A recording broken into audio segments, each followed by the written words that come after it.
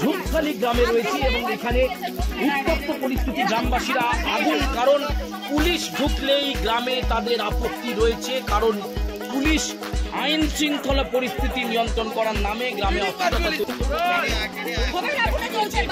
পুলিশের বিরুদ্ধে সরাসরি অভিযোগ এবং সেই পরিস্থিতি ছড়িয়ে পড়ে।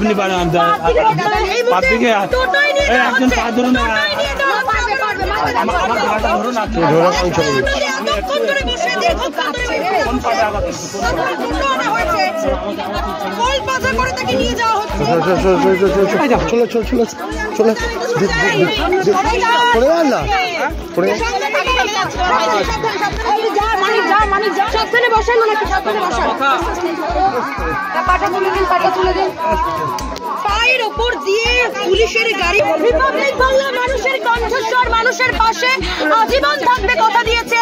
আজকেই হাসপাতালে যাব।